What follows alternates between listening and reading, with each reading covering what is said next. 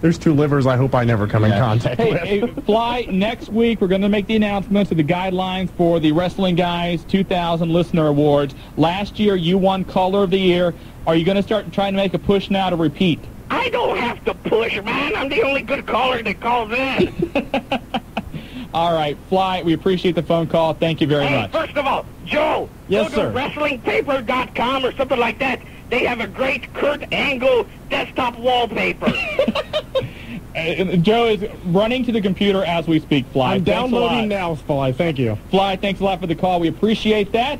On the line, Celebrity Hotline as we speak. He's the author of the book Body Slams. It's absolutely an incredible read, a great behind-the-scenes look at wrestling and stories about guys like Ric Flair, Vern Gagne, Andre the Giant, Lex Luger, Steve Austin, Davey Boy Smith, Kevin Nash. The list goes on and on. He is Gary Michael Capetta. Gary, welcome to the Wrestling Guys. Thank you very much. It's a pleasure to be here. A pleasure to have you here. You know, the book has done absolutely phenomenal, and the reviews you're getting have been so good, it's got to make you feel proud in a way. You know, I read these reviews and I'm saying, is this the book that I wrote? I'm really appreciative of the support that the book has gotten. And, you know, when I was writing Body Slams, once in a while I would feel like someone was looking over my shoulder, and I'm saying to myself, what is the public going to think about what I'm writing? Right. Because they've never read anything quite so close to the business from somebody who has absolutely nothing to gain or nothing to lose by just telling it the way it is. And that's what Body Slams is all about. You know, you're one of those guys who, you know, we saw every single week, and, you know, you kind of made the transition from WWF to WCW, then all of a sudden you kind of disappeared. What happened? Well, in May of '95, I actually had run the course on my contract.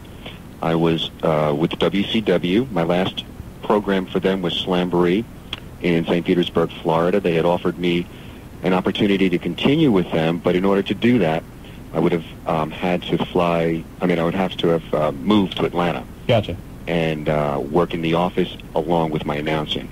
And the politics is just so thick. And WCW politics? What? Yeah. And, you know, the throat slitting is in backstab. I had wanted no part of it. Absolutely. Can't blame me there. But I got to tell you this. I'm not saying this just because you're on the show and I'm trying to kiss up to you. You're much better than Michael Buffer. You know, we're two very different kind of guys, because he's a boxing announcer. Right. And his style is indicative of that genre. And a wrestling announcer's, I always think of a wrestling announcer as putting his heart into what he's doing. Right. And I think that's the major difference. You know, looking at the book, you tell a lot of things that happen behind the scenes. And one of the things which has gotten a lot of attention is you kind of recount what exactly happened between Sid Vicious and Arn Anderson. And neither guy has ever been able to talk about that because of the legal restraints. You let Pro Wrestling Illustrated share that part of the book. And for our listeners that didn't get a chance to see that, kind of, if you can, briefly recap what you saw and what you experienced. Sure. What a lot of people don't realize, and I outlined it in Body Slams, is that we had been on the road constantly for the previous 4 days leading up to that incident, which happened in England. And it all started in Phoenix, Arizona. And we had done a pay-per-view on the Sunday. We were flown to Atlanta, then flown to England, and did a show that night, and on the bus through the night to get to the destination where the fight happened. And the guys were a little tanked up because there was alcohol on the bus. They were tired.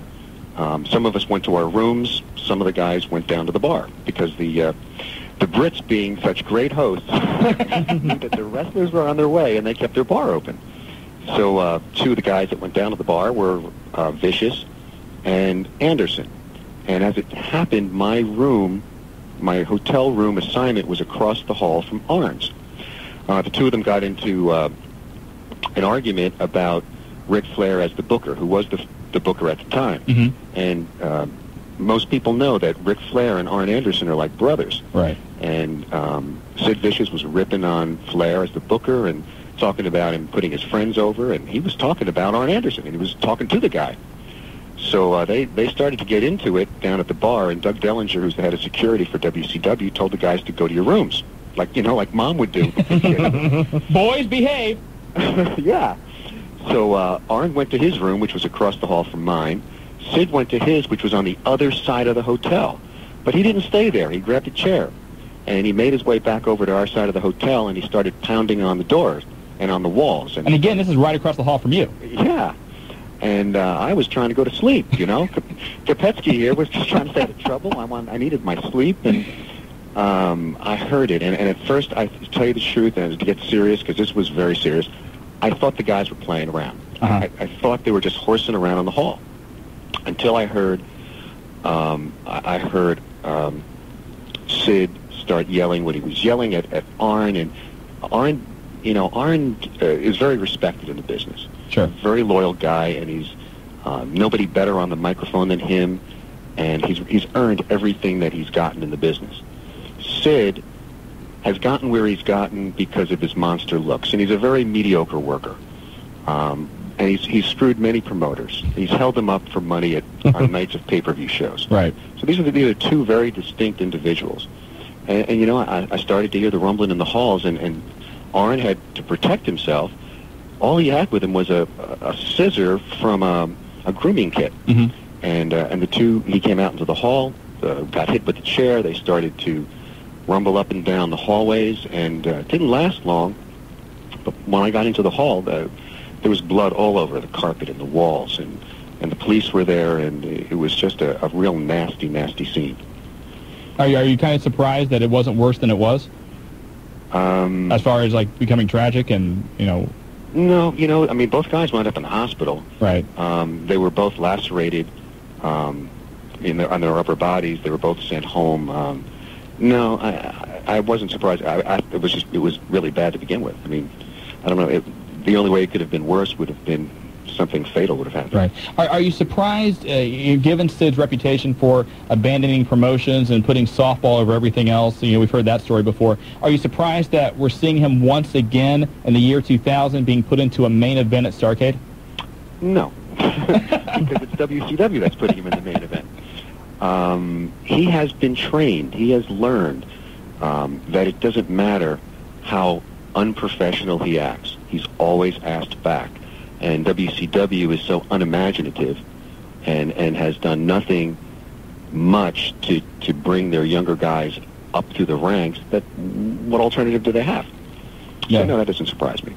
We're talking to Gary Michael Capetta. He's the author of the book Body Slams. You can buy the book online at bodyslams.com, or you can call 1-866-BODY-SLAMS. You're also working on a possible movie script, correct? Yeah, it's a work in progress, and if the folks want to peek at that, what I did was, it's called Fall for the Dream.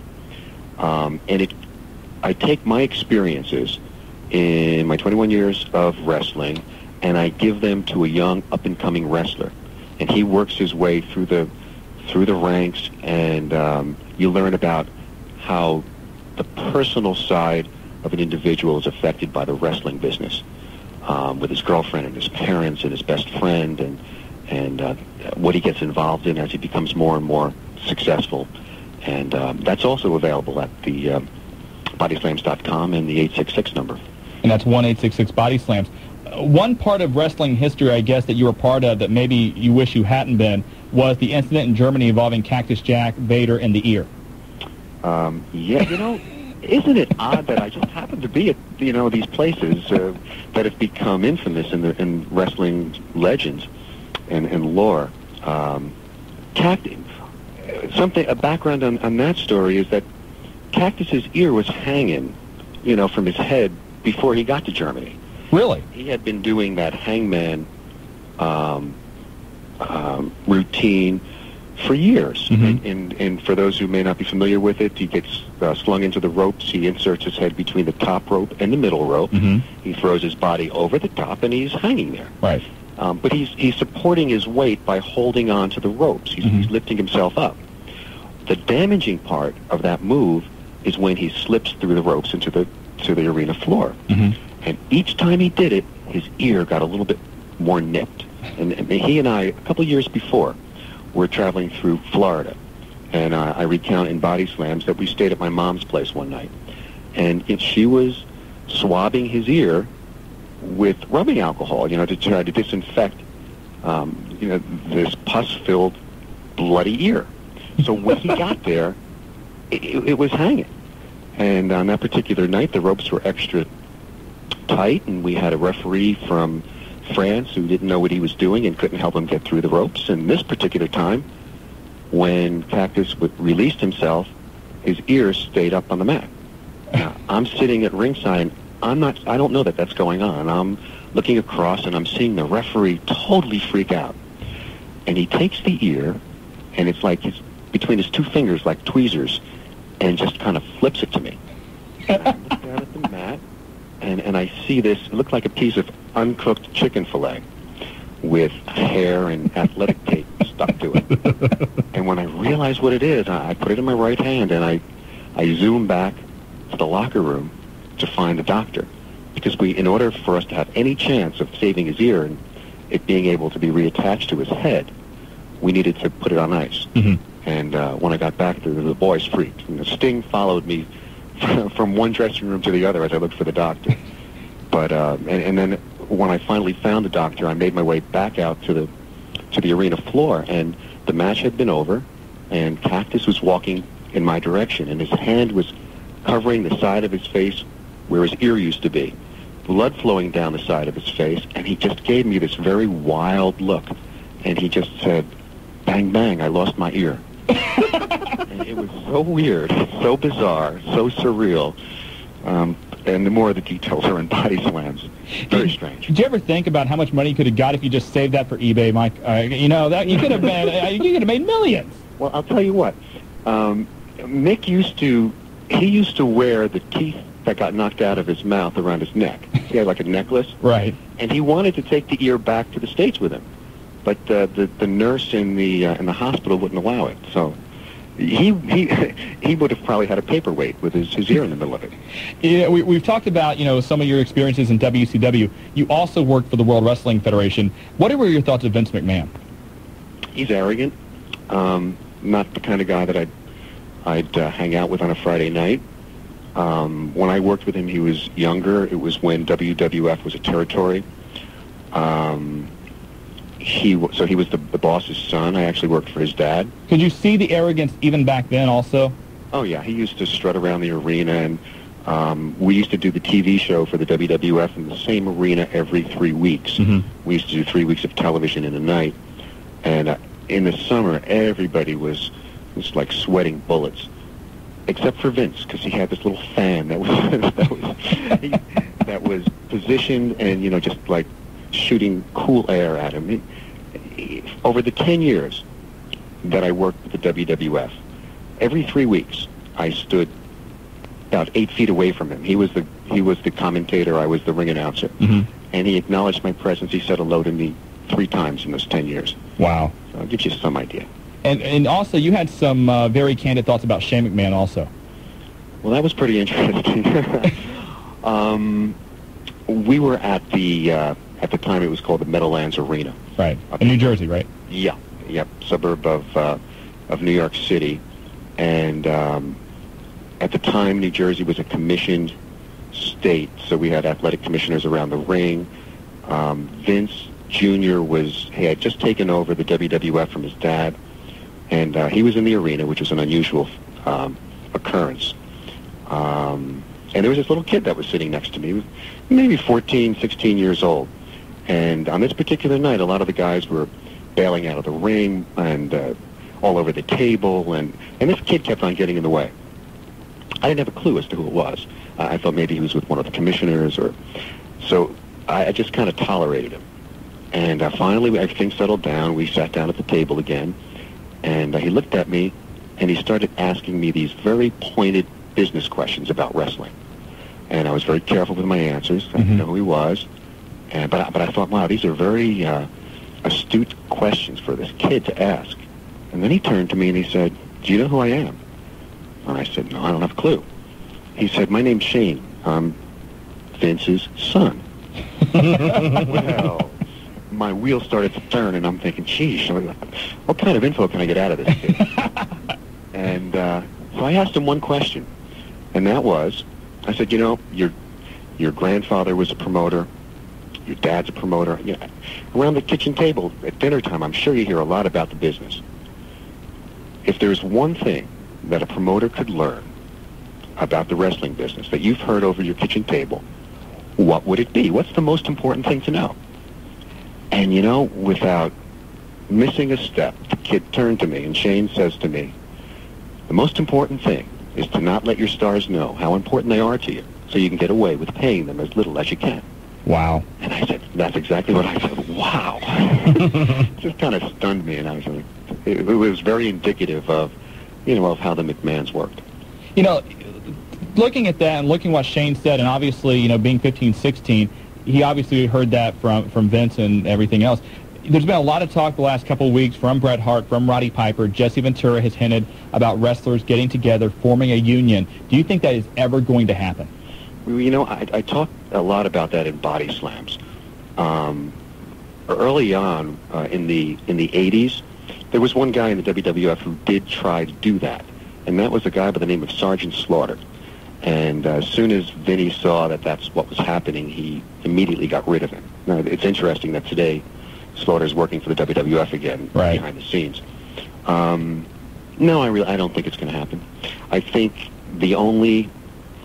we've seen that everyone can be replaced. Steve Austin, who was at the top of his game when he became injured this past year and was out for so many months, there was someone else that stepped up to the plate. They'll get rid of anyone that tries anything like that.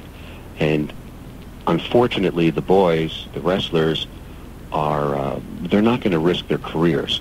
It's not as if they lose their position with the WWF that they have a whole lot of choices outside of that company. Right. So, no, I don't see it happening.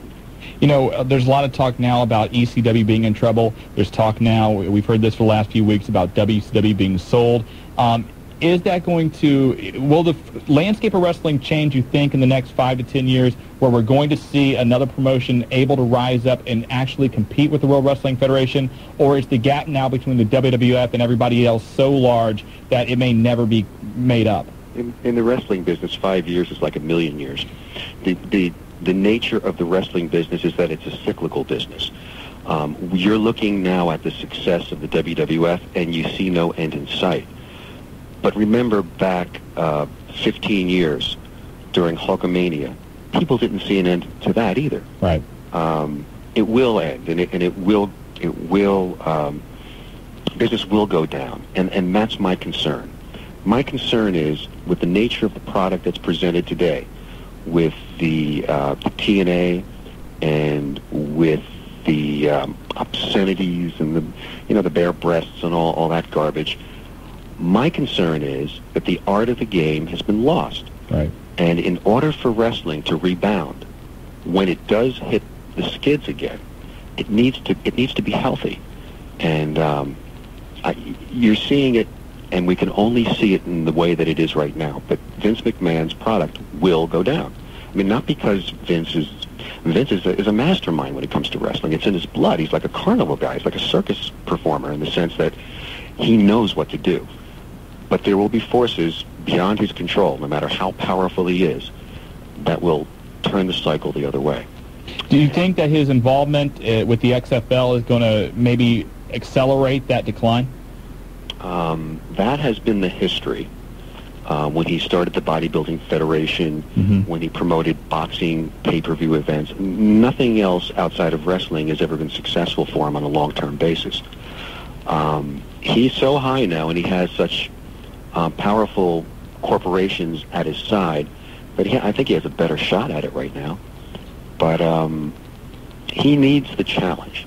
And I think that's one of the reasons that his focus has gone outside of wrestling, because he's mastering what's going on right now. He's in total control, and he's the kind of guy that feeds off of the challenge. You know, but he's now working with other corporations, and he's so arrogant, as you pointed out. Will that arrogance eventually turn off these other corporations and where they will just abandon him? Well, you know, I think we've already seen evidence of him having to pull back a bit. Now that he's hooked up with Viacom, the last thing they would want would be for him to buy WCW, right, and counter-program, program against the media corporation that he's now aligned with. I mean, the reason that they aligned themselves with him was to have him on their side, because he's so good at what he does.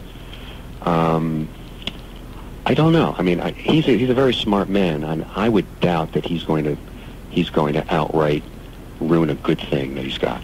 Gary, one last question. You were involved in wrestling at a time period from really 75 to 95, and when you see wrestling today, after being involved in it at that time period, and it's changed so much since you were involved, is there anything in today's wrestling that you truly enjoy to watch?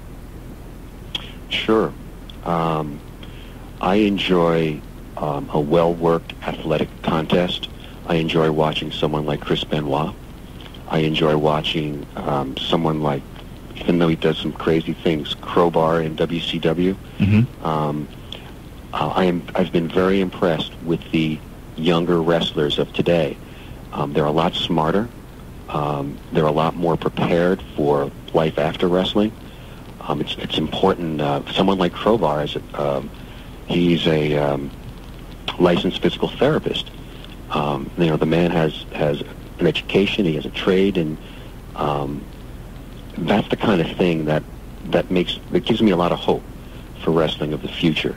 Someone like a Chris Benoit who knows his craft inside and out, and who's really not even reached his peak yet, and it's someone like Crowbar who's smart enough in business and in just like life sense, life experience at a young age, that he's going to protect himself, and he needs to, because wrestling will steal your heart, and they will lead you by the heartstrings, and you have to use your head also. You have to balance the two things in order to do what's right for you in your life. Excellent take. Gary Michael Capetta, author of the book Body Slams. For details, go to bodyslams.com, or you can order the book by calling 1-866-BODY-SLAMS. Again, you can buy Body Slams or the script Fall for the Dream. Gary Michael Capetta, thank you very much for joining us. Best of luck to you. Have a great holiday season, and join us again on The Wrestling Guys. I truly appreciate it. All right, thanks a lot. Again, the book is Body Slams. One more time, bodyslams.com, or you can call 1-866-BODY-SLAMS. They've got a holiday special right now if you order both the book and the script. And again, he talks about so many different people, so many different stories, and we didn't even get really to the tip of the iceberg. It's a very, very you can't put it down. He is the proverbial fly on the wall. Yes, he is. That's a very good description. We're going to take a break. When we come back, more of your phone calls, 457-1065. We are the Wrestling Guys. Shawn Stidham, the Average Joe, in for Marty Adams. We'll be back on Buckeye Country 106.5. Back here on the Wrestling Guys, Buckeye Country 106.5. I am Shawn Stidham, the Average Joe, in for Marty Adams. You having a good time over there? I'm having a great time. I always have a good time here. How could you not have a good time listening to Wrestling Guys? Absolutely. We're brought to you by Dyer Garofalo, Man and Schultz. Put a tiger on your side. Again, want to thank Gary Michael Capetta for just joining us. And again, I cannot recommend this book enough, because some of the things that this guy mentions, and you had a great point during the break, Joe, is that this guy was just the proverbial fly on the wall. He was. I mean, every wrestler seems like has their own book now, and they tell their own story. Mick started it, and then, Goldberg, Page, they all got their own books about their own careers, but you've really not read a book that's told an outside perspective, their outside point of view. It's almost like Beyond the Mat, if you would. Yeah, very good point. And the guys he talks about, again, you look back at the legends like Verdun Gagne, Ivan Putski, Bruno Sammartino. He's got stories in there about Ric Flair. Then you move on to guys like Andre the Giant and Bob Backlund, and even going up to Abdullah the Butcher, and then people from today's, Kevin Nash, Stone Cold Steve Austin, Farouk, guys like that. And just to give you an idea of how he blows the lid off some of these guys, a comment about Marcus Buff Bagwell, and this is in Part 3, Chapter 13. The Bagwell's week had not gone well. After only 2 days, Tanya had flown back to Atlanta to learn of her husband's custom of, I'm not going to repeat the word here, but playing with the local arena rats at the Super 8. Yeah, so this book is a tell-all, and Gary Michael Capetta... Let me see that paper. You want that page, right? Hand me that book. Again, the book is Body Slams. Go to bodyslams.com or 1-866-BODY-SLAMS. And again, if you have a wrestling fan, I cannot recommend this book enough. It's a great read. You'll absolutely love it. Let's switch gears a little bit and talk about ECW. There's been a lot of talk today about what's going on with ECW, financial things. We talked about that earlier in the show. And they canceled their shows down in Texas for December 8th and 9th. And ECW and Paul Heyman kind of laid the blame on a promotion out of Texas called XSE. And joining us, because they wanted to get their side of the story out, is Richard Hunter. He's the president of XSC Wrestling. Richard, welcome to the Wrestling Guys. Hey, thanks, guys. Hey, no problem. Great to have you on. Now, let's get some guys background a little bit about this. You had a show booked for December the 7th, obviously the day before ECW is going to come to town, and you were going to use some of their talent, correct? That's correct. Yeah, well, actually, we are still doing the show, but we did have 4 talents: Steve Corino, Yoshihiro Tajiri, Mikey Whipwreck, and Sandman booked on the card. They were coming in a day early to do the show. All right, and then the shows got canceled, and Paul said that it was the ECW show. The ECW show, yes, the 8th and 9th shows got canceled, and ECW and Paul Heyman kind of threw the blame onto you, saying that the independent show was affecting ticket sales, and that's why the shows were canceled. That's what they said, yes. But you're saying that's not true. No, in fact, we know it's not true. I have spoken with the promoter at the Bronco Bowl, who's actually somebody that I know, and I would assume that when that story was floated out there, they weren't thinking that there would be any sort of connection between an independent wrestling promoter and the promoter at their venue, but there is, because my day job is on a radio station, so we deal with the promoters at the Bronco Bowl all the time. Or I should say promoter, there is one. And I called him, and he told me that that was totally untrue. He said what happened was he was notified by Steve Carroll. Now, this was Ray Compton, correct? Yeah, right. Okay. Ray Compton, the promoter of the Bronco Bowl, told me that he was notified by Steve Carroll, who is Paul Heyman's brother, as I understand it, that runs sort of the business end of ECW, contacted him last week and notified him in writing that they were not coming and that it was due to financial reasons. In fact, I had spoken with Ray about giving away tickets to ECW on our radio station to help promote the show, because we're fans of ECW and have some good friends that are talents in the locker room. And he was completely willing to let us give away tickets on the station, but said, I'm going to have to let you know for sure in a couple of days, because my understanding is they're thinking about canceling for financial reasons. And then a couple of days later, as it turned out, that was true. But he knew nothing of the independent show, and because it would be a conflict of interest if I, mixed my day job and my wrestling promotion, I don't even discuss the wrestling promotion. Now, being up here in Dayton, I'm really not too familiar with, the geography of Texas. How far from where you're going to have your show on the 7th is the Bronco Bowl? It's about an hour. Okay, so an hour's distance. And part of the thing ECW said was that because Carino and those guys were going to work for you and your tickets were much lower, that was affecting ticket sales for their shows on the 8th and 9th. Well, I don't know how. Well, first of all, the 9th is in Houston, and that's 4 or 5 hours away from here. So I don't know what in the world our show had anything to do with Houston. But if you're going to make the argument that it had something to do with Dallas, first of all, they've done nothing to promote their show here. I think that might be part of the problem as far as slow ticket sales. But our ticket sales, we've had basically no advance ticket sales to speak of. So it's not because people are going and buying their advance tickets for the XSE show. I mean, if they've had slow ticket sales, I would suggest that probably has something to do with the way that they've promoted the show. And the first time they were through here, it wasn't real well promoted. But again, we were actually looking to help them promote it. I mean, we had plans to allow their street team to hand out flyers at our show, to let the talent cut in-ring promos about the show the next night. Really, anything we can do to help. And ECW and Dave Shear of OneWrestling.com, they say there were actually 2 promoters for that show on the 8th, one of them being the Arena, and that maybe you were working with one guy and there was actually maybe somebody else you should have talked with. Do you know anything about that? I don't think that can be true, and it's just simply because of this, that there is one promoter at the Bronco Bowl who promotes Bronco Bowl events. Now, if, and I don't know this, I'm speculating because you can't get a hold of Paul Heyman. I mean, nobody has a phone number. There's no way to contact him. You think the guy, and when he was a manager, he had a phone all the time. You think he would be easier to reach, don't you? Yeah, I'm beginning to think that phone doesn't actually work. But, no, to answer your question, I'm speculating that, there may be somebody who is not actually an employee of the Bronco Bowl, but, if there's somebody here in town that he was dealing with, looking for help, as far as promoting a show or whatever, I don't know about that. But in terms of anybody that you would actually call a promoter of the Bronco Bowl, that was Ray Compton. That is the guy that I mean, I deal with this all the time in media and my day job, whether it be concerts or, you know, events that are there or whatever. He is the guy that you deal with, and you don't call anybody else when you're looking to give away tickets on your radio station or to find out the lowdown on a promotion. You deal with him. If you want to book the Bronco Bowl, you deal with him. Now, in your dealing with the wrestlers, part of what we've heard is that Paul Heyman was extremely upset because these wrestlers took a booking so close to where the show was going to be on the 8th. Mm-hmm. Did you contact ECW's office at all to try and okay their participation on your show? Okay, no. And first of all, again, there's really no contact for ECW office. I mean, you get, there may be a random email. Basically, when I tried to address this problem with them on Saturday after the news broke, I was able to get as far as the guy who prints the programs. And that was the best I could do as far as the phone number. And he told me he would forward an email to Paul Heyman, and I emailed him, and he told me, he said, quite honestly, I would not expect a response from him. He probably will just blow it off, which is apparently what he did, and has only been interested in responding to this since we went public with it. But see, we have used ECW talent before. There's been no problems. We've brought them in. They've worked the shows, and you know,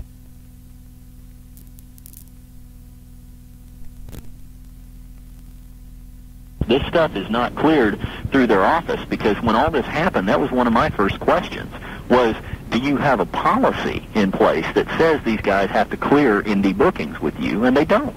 Now, do they also or I guess what you're saying is they don't have to get approval from the office, but do they normally work independent shows when they are going to be in the area so close with a show with ECW? Okay, now that you would have to ask the individual talents about. I mean, I didn't, you know, I haven't, that I don't know about, you know, whether or not any of their workers have ever done that or not. But quite frankly, if I am contracting with 4 separate wrestlers, and 3 of whom have been booked for well over a month, and have spoken with them frequently since then to deal with promotional stuff and whatnot, and not a one of them has said that there's any potential conflict there, that leads me to believe that they didn't have any idea that there could be a problem with this as well. They know the proximity of our show to their show. They know it's the day before and all that sort of thing. Now, is there any way that you could afford to fly the 4 guys down to do the show on the 7th, regardless of the fact that they're not already going to be there? We would have liked to have looked into the possibility. I tell you what, we could not have afforded to have brought all of them, and maybe we'd be lucky if we would have gotten one in here. But it's my understanding that that's a moot point anyway, because Paul Heyman, this is coming directly from one of the talents that we booked, told us that Paul Heyman has mandated that none of the ECW workers are to work for XSC anymore. Now, is it XSC? Because I've also heard he just wants to simply protect that weekend because the Texas dates were desperate for him to get a TV taping in, because really he has no footage after the pay-per-view. Mm-hmm. Is that simply to protect his right to try and have a show on the 8th and 9th, or is that really to try and stop the guys from working for you specifically? Well, I've been told that it's and this was again coming from one of the talents that we had booked, that this was basically in retaliation for him being angry about them taking the show with us, that they're no longer to work any XSE shows. Now, I haven't heard that from him in particular, but that is because he will not return our phone calls or emails. I promise you guys, if I had a phone number for him, I would love to call him and talk to him about what the problem is. But I don't know how to get a hold of the guy, and it's like nobody else does either. You always have to go through someone. Well, I mean, obviously, we all know the troubles that ECW is having now without the TV contract, so it's understandable, you know, why he may be, you know, hard to reach right now. But also, you got to remember this. I know that in working with the World Wrestling Federation, WCW, it's normally been the policy that you have to get any appearances through the office, but it sounds like maybe right now everything is so chaotic in ECW, nobody really knows what's going on. Okay, well, one would think, but then I also ask the question, it would be different if we'd never used ECW talent before. Who have you used before? We've used C.W. Anderson and Chili Willie, also Red Dog and Jazz have been trainers at our school, and have also they've worked several shows. And I have to ask this question just because I know somebody out there is going to ask this. Yeah. Was this as they were working for ECW or before they went to ECW? No, while they were in ECW. Okay. In fact, CW and Chili and Red Dog and Jazz all worked a show for us on November 4th, so this is very recent. And did they work shows at times when ECW was going to be in the area that you know of? No. Well, ECW's only been here twice. Well, they've only been here once, and this next time around, the shows they canceled was going to be only their second time ever in Texas. Okay. So proximity has never really been a problem. But the reason I bring that up is because if there was any reason to run this through the office. We have booked ECW talent numerous times where none of them have ever said, this has to go through the office. You know, you negotiate with them separately, you send them their plane tickets to their house or whatever, and that's just the way it's done. And I also want to point out that if the Dallas show was canceled, I mean, let's just assume, and of course we categorically deny and have been able to prove that this story was a PR spin and not the truth, but let's just assume that our show created a conflict with the Dallas show. What in the world does this have to do with Houston?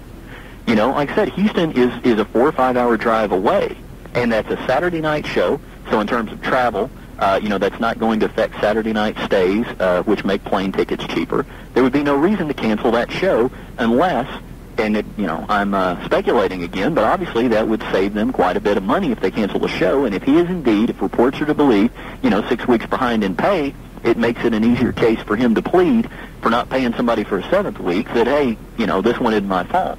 From what I've heard, it's a little more than 6 weeks. Okay, well, and, you know, it could be. But you know what? I don't want to kick a guy when he's down. I'm telling you, up until this happened, I had a very high opinion of Paul Heyman. I've never met him. But, you know, we're fans as well as promoters. And, you know, Paul Heyman always seemed like a guy that you wanted to like. He seemed like the underdog, you know, the little guy, the guy you wanted to root for. And, I mean, I got to tell you, I mean, we're kind of, I mean, obviously this is a business first, but I'm kind of personally crushed that, you know, somebody that I had an admiration for has done us this way. Because basically, you know, our little promotion, and we are a little promotion, make no mistake about it. This is grassroots 101, that our little promotion and that the Bronco Bowl promoter got thrown under the bus like that. I understand that desperate times call for desperate measures, and I can see why something like this happened, that his number one priority is to protect his company. I understand all that, but this is wrong. You know, this is ethically wrong, I believe, and I think they expected us to not respond to it. That is the impression I've gotten from the workers that we know inside the locker room, that, you know, they were surprised. They basically kind of told us, yeah, you know, sucks to be you. In fact, Gabe Sapolsky at ECW, who is the guy that I talked to on Saturday, told me, he said, well, it's not really anything you guys did. It's the fact that, you know, these workers should have come to us and, you know, told us that they were working the show and talked to us about it. But at the same time, he was basically saying that it's not like they were going to do anything for us. They weren't going to vouch for us or go to bat for us. And in fact, we ended up getting made scapegoats, and that affects our reputation. Let me ask you one thing, because, you know, some of what has kind of been insinuated is that you guys were simply looking for ECW to pay for the cost of the airfare and kind of getting a free ride with the talent in a way. You guys have had ECW talent in the past. Did you pay for their transportation to your show? Absolutely, we have. So yes. A question I've got to ask is, if you paid for the talent for those guys, why would you not pay for the talent for Carino or Credible if those guys are allowed to work your show? Okay, because it never became an option. I mean, are you saying could we do it now? Yeah, what I'm saying is, if Paul does not get a TV taping in time for the 8th and 9th, and at this late date he may not, although the guys run shows with less advanced date before.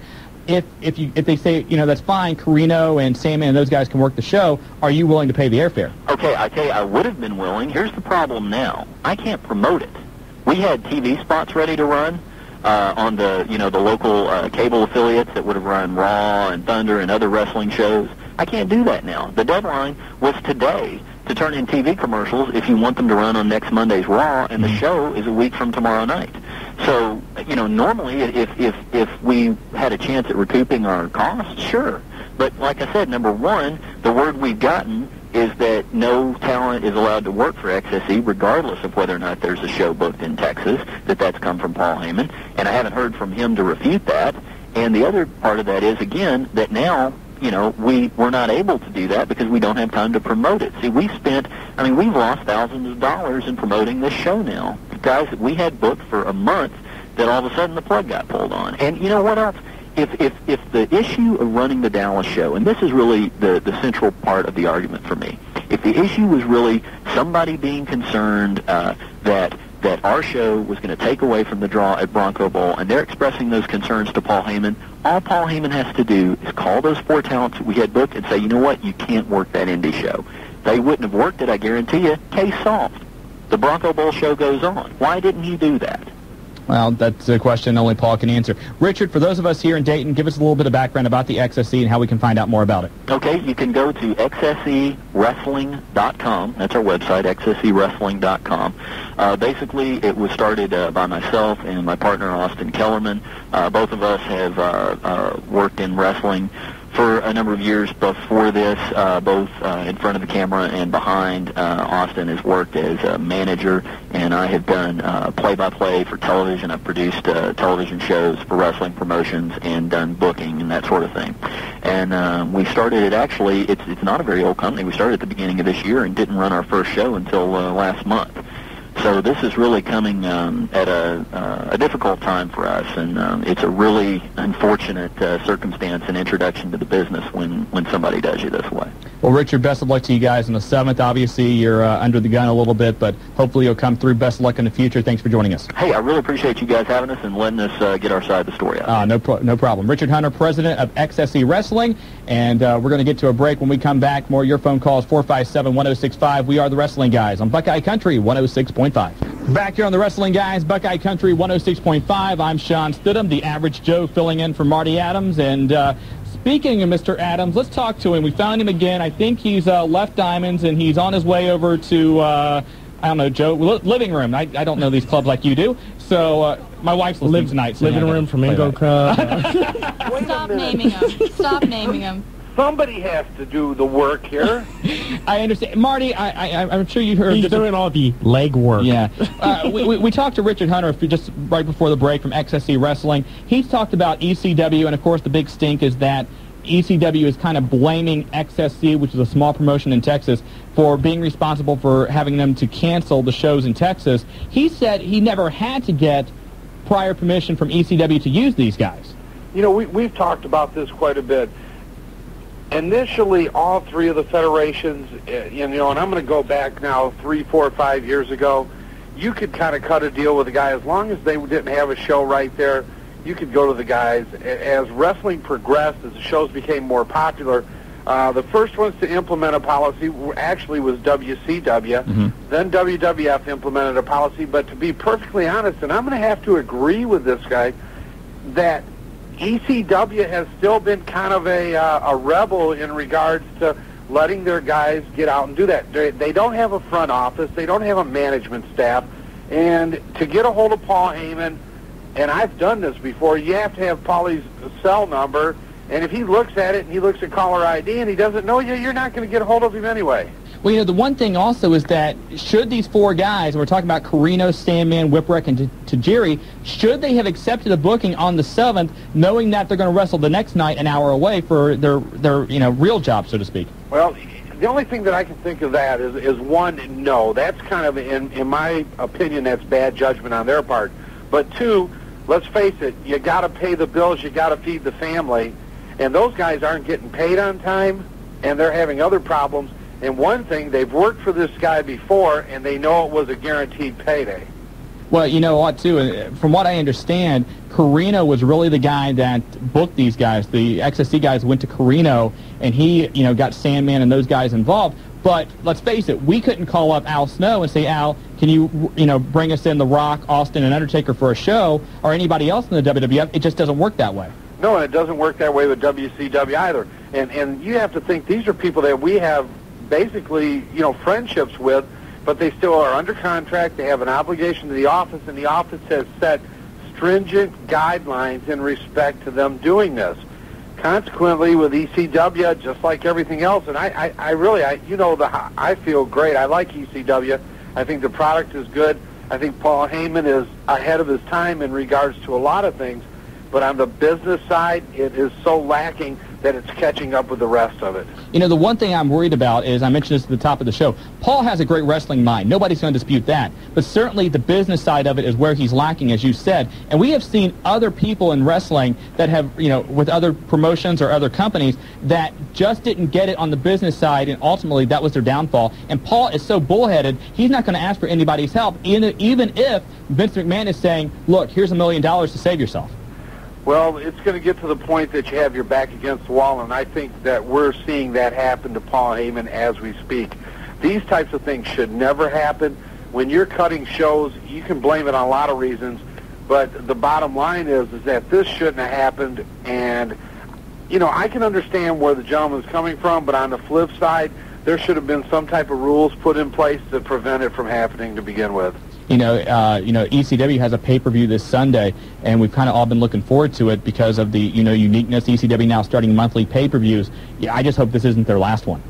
Well, a lot of people speculating that it very well could be the last ECW pay-per-view. I'm with you. I hope not, but on the flip side of it, you cannot continue to lose money, and regardless of the loyalty, and we've said this all along, Shawn, for years, even before we started. Hello? Julia, what'd you do? Julie, what did you do? He spent all the cell phone money on tips. Minutes ran out just like that. That's what happens, 4 or 5 couch dances, exactly. You're out. So, okay. Julia, try and get Marty back because I want him to be able to finish that point or you're in for a bad week next week when he comes back. I'll tell you that right now. A couple other things about ECW real quick on a positive note. December 21st in New York, the Dudley Boys are going to come back for a one-night-only appearance. We're not sure exactly what they're going to do. Is it going to be the old-style ECW Dudley Boys, or is it going to be like when Taz came in to defeat Mike Awesome? But that should give ECW a shot in the arm. Is he there, Julia? Marty, are you there? My God, you should have seen it. It was a beautiful vision in front of me. I told you. I told you. Don't even blame it on me. I told you what it was. I couldn't. Let me tell you what, round 3 is going to be the best round you've ever seen. I guarantee it. This Saturday at OCW, be there. Somebody's got to do the legwork, Shawn. I'm doing it, and you're going to get all of the satisfaction. Legwork? Legwork, all right. But Marty, finish your point before the break if you remember what you were talking about. What were we talking about? Sure, right. I'm sorry. I'm out here working, Shawn. I'm sorry. Hey, real quick, let's talk about this again. Saturday night, OCW, the Christmas Smile Show. Again, we're going to take some things out there to donate for a raffle. All the prizes, all the money is going to go to Christmas Smiles, and we're going to have some very unique things out there. Hey, we've got a lot of things, and we want to make this a great event. It already was last year. They're going to do a nice job. Shawn, you're going to be there live in person. Now, this is going to be, yes, this is going to be, you're really going to be there, but we're going to have some limited edition Bill Goldberg lithographs. We're going to have some Steve Austin signed items. We've just really, I'm thinking about sending out some match worn. I have a few T-shirts. I know I've got some Al Snow signed things. Shawn, you've got some things that have been sent to us from some of our sponsors. If you want to see some of the best wrestling gifts and memorabilia, the place to be is at OCW in Yellow Springs, because I truly say this. I wish that I was, going to be there because it's going to be a special evening. And don't forget, for this Saturday, John Bryan Community Center in Yellow Springs, ticket price is $10. If you bring a new unused toy, it's $5. You get half off, and it's going to be a great night. You got a tag team match featuring UCW versus OCW. All the different OCW talent's going to be there. Wildman Dave Diamond's going to be there. The Doctor of Love, Stevie Hayes. It's going to be a very, very nice night, and I'm very excited to be a part of it. Well, I think that it's once again, when you see the wrestling groups come together, we talk a lot about the WWF, WCW, ECW, but it's the independents. If there weren't independent federations, you wouldn't have the great individuals that you see every Monday night, every Thursday night, every Sunday at the pay-per-views. They all start right here, and in the Miami Valley, we're blessed to have some of the best independent promotions in the country, and them doing things like this, interacting with people, doing things for charity, goes once again just to show how great it is, and really it's going to be a great evening. I encourage everybody to get out there. I'm going to send, I'm working on a few things right now. I'm talking to a few of the people that I'm discussing business with tonight about maybe also sending out some special items of their own. Are they lacy? Shawn, come on, this is a business. I'm in a That was Joe. That was Joe. You should go there and do the great floating Cheetos deal that you do. Although Julia says she's a size 4, so you may want to get that stuff into her. A size 4? That's what she says. Woohoo! Anyway, Marty, hopefully I'll see you here next week. Certainly we'll talk a little bit later, and take care tonight. You got it. Thanks a lot. OCW, get out for a great cause this Saturday. A lot going on. Happy holidays, and don't forget, we've got a lot of awards coming up in about 4 weeks, Shawn. And next week, we're going to start the guidelines for the Wrestling Guys 2000 Listener Awards. Marty, take care tonight. Okay, Joe, 69th, you guys have a great evening. Take care, Marty. Good night, Dayton. And we want to thank Gary Michael Capetta. Again, the book Body Slams, bodyslams.com, 1-866-BODY-SLAMS. Get that book. It's a great read. Richard Hunter from XSC Wrestling. Also, Ray Steele, HWA champion, for joining us, and Big Daddy Raj Cox. And again, we will see you Saturday night at Outlaw Championship Wrestling's Christmas Smile Show. For details, call them at 229-8189. Don't forget also the Wrestling Guys hotline, 285-0991. Good night, Dave. I mean, if Bobby Heenan was still on it, I guarantee you this. I think I talked to you about it, but I didn't put it on the hotline at all. I guarantee you that if you removed every single person off that announcing team and you put in someone like a Jim Ross and a Jerry Lawler that was announcing Nitro, I guarantee you that show would seem also 200% better. The one thing I'll say about that is I agree removing Mark Madden. I agree removing Tony Schiavone. Scott Hudson, I think, is a very good announcer. I do too. I will say that. Being the second banana to Tony Schiavone is not his niche. He needs to be the lead guy. They need somebody like a Bobby Heenan next to him. I'm trying to think. I mean, even I know Kevin Nash is still active, but Kevin Nash as a color guy would probably be very good. Although I don't think his ego would allow him to have that role. There's a lot of other guys I think that are funny, witty, entertaining that could be a color man outside of Bobby Heenan, but Bobby Heenan's certainly one of the best in the business. You know what I'm actually going to try to do? And I'm serious about this.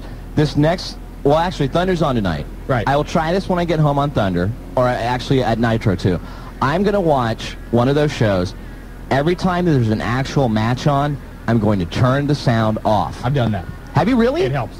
I'm seriously, because trust me, it helps. I think that's a lot of the problem right now. I don't think the direction as far as their storylines go. I think that unfortunately they're trying to do too many things, throwing things against the wall, seeing what sticks, and instead of letting things play out. And I wish they would. And I'm going to be critical, but I'm going to be critical about the WWF right now too. I think the WWF's going back to its 80s style that basically made me find the NWA. I think that we're going to get some, wrestling buddy toys and some ice cream sandwiches with, and we'll get a nice... Those sandwiches weren't bad, by the way. I never had one. Bad. And we'll have The Rock on Saturday morning cartoons real soon. And, unfortunately, that's the way I think WWF is going. Well, I guess I just like to see the fans give it a chance. Have a predetermined opinion of it. You know what, though? And there's negatives in both of them. Sure. And just absolutely. Try to weed through the negatives and watch some of the positives. And like, you said, if I had my way, I wish Georgia Championship Wrestling was back. Oh, absolutely. 100%. Ever done. The one thing I think most of the people that listen to the show and call the hotline, they do watch WCW every week. I don't think there's a lot of people that have truly stopped watching it. It's almost like you are a diehard Bengals fan or a Browns fan right now. Even though they're on down times and they've been that way for a while, you watch every week and you're hoping to see a spark and you're hoping for a turnaround. Unfortunately, it just hasn't happened yet. And Greg, I wish next week on Nitro, I would love to see Nitro have a great show and beat the WWF in the ratings, because then it would raise the level of the WWF's product, and it would be a win-win for all of us. Right. Oh, I know the other guys want to talk to you. I just got one last quick question. You may not answer this, though. Yeah. Tommy Wildfire Rich. Who's the promoter that... Who's the Don't promoter go that was there. able to, I know where you're going. To make sure Tommy won the belt. Oh, God. We can't go there, but thanks a lot for the call. We appreciate it. All righty. 457-1065. You're listening to the Wrestling Guys on Buckeye Country. 106.5. Back here on the Wrestling Guys, Buckeye Country 106.5. I'm Shawn Stidham, Willie FN from Marty Adams, and we are brought to you by... Dyer Garofalo, Mann and Schultz. Yay. Put a Tiger on your team. Call them up at 1-800-INJURED. Before the break, we were talking to Greg, and he asked about Tommy Rich, and I'll try and put this as delicately as I can. There's been a long-standing rumor, and it's kind of a what do I want to call it, old wives' tale, yes. Or is that a good description for it? There's another thing I'm trying to think of, description for it, and anyway. It's an urban legend. Thank you. That was what I was thinking of, urban legend, that Tommy Rich won the NWA title for 4 days back in 1982 or 83, and at that time, you did not win a title for 4 days. I mean, right. If you won the championship, you were going to hold it at least 3 weeks a month, at the very, very minimum. And the story was that Tommy Rich was given the title because of favors with a promoter, and all this story has never been confirmed, and that the title was actually not supposed to change hands, but because of his favors, he was given the title, and then at the very next show, 4 days later, he dropped the strap. So there, but that's about it. I've heard different talks about who the promoter was, but I'm not going to. I'm just not going to go there. That's just. 457-1065. Moving on. Something else we talked about, though, with WCW. If you take a look at Dave Shear's column today, the Daily... Willie, you okay over there? I'm fine, okay. Yeah. The Daily Lariat, he talks about some actual heat between Mark Madden and Diamond Dallas Page. And he makes a great analogy. I'm going to paraphrase here a little bit from the column because I don't actually have it here in front of me.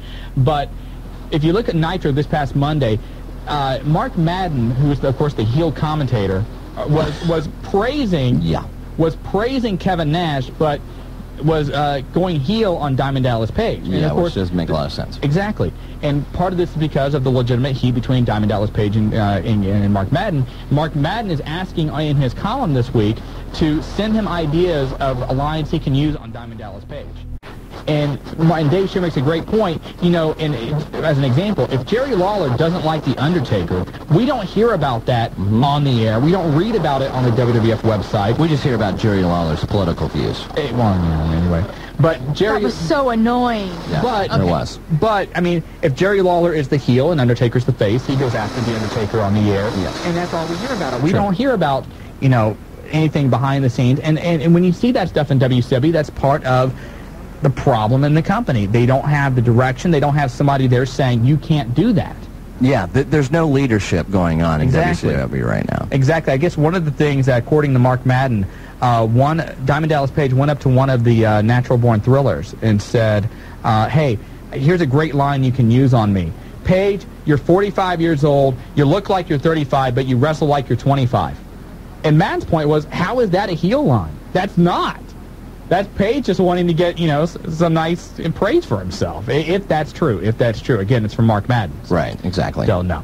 457-1065, you want to hop on the Wrestling Guys tonight? Let's go to line 7, talk to Tyrus. You're on the Wrestling Guys. Hey, how you guys doing? Good, how are you, Tyrus? Okay, I'm doing all right. I got one quick question for you. It's actually from my wife, Pandora, but she's at work right now, so she wanted me to ask. Okay. Okay, now, with K Quick, is he just an outright new guy, or who is he and where did he come from? K-Quick was developed, let's see, about 2 years down there? Yeah, down in Memphis. 2 years down in Memphis. And actually he was with OVW for a while too, correct? Yep. So he's been around in the business for a while. I would venture even to say between 5 and 7 years. And really for the last 6 months to a year, he's been working the dark matches for the World Wrestling Federation as K-Crush. And then when the decision was made to team in with Road Dogg, they made the name change. But he's been around the company for a while. Okay. She's been trying to get through for a couple weeks and hadn't had any luck. And then she's just like, give him a call and see if you can get it answered for me. So just real quick, I want to give a shout out to her. And then that was about it. All right. Thanks a lot for the call. Appreciate it. And giving his wife a shout out. Want to make sure he's in good graces. But I did all the shout-outs for the rest of the show. Shout-outs for everybody, but, some people just need some love. Let's go to line 6. It is the Undertaker guy. You're on the Wrestling Guys on Buckeye Country 106.5. Hey, how you doing tonight? Doing well. Oh, yeah, my question, what did you think about Vince's return? I thought it was great. Vince's return? Yeah. I don't think it was as built up or as big as it should have been. Well, you got to give the man credit for taking the bumps he took. Well, yes and no, because at the same point, it's like, all right, wow, you have, it's once again the owner of a company putting himself into the spotlight where maybe he doesn't need to be there yet. I don't know. I thought it was a little staged. I didn't think it came off as believable. Right. I liked actually what happened after that with the stuff going on in the back. I thought that actually set up the pay-per-view nicely and set up wanting to watch SmackDown nicely. Yeah, sorry about that. Go ahead. Yeah, do you believe that, like, wrestling in general is just getting sterile everywhere, like WCW? Yep.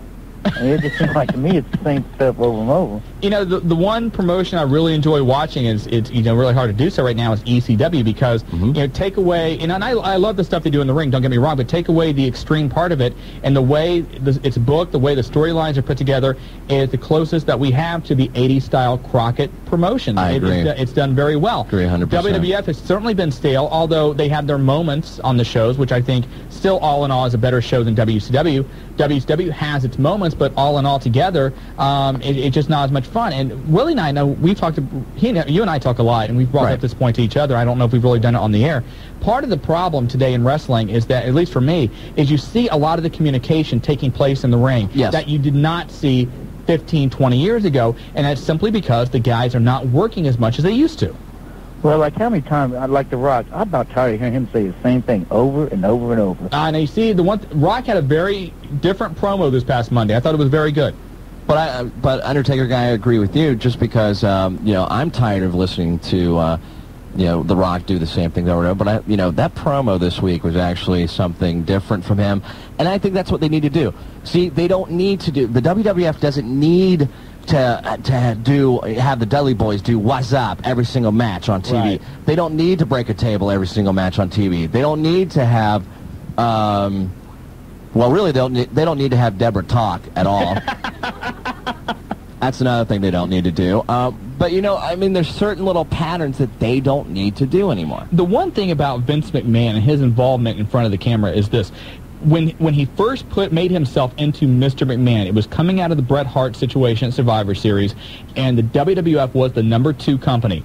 The Austin McMahon feud was very fresh, and so that was something that that we hadn't seen before, and so it was creative, it was fun, and it worked at the time. It turned that company around, but the WWF is now the dominant company. Mr. McMahon does not need to be there and to be in the focal point of the storyline anymore. And as long as he does that, like you said, we saw the problem in WCW. There's going to be talent that...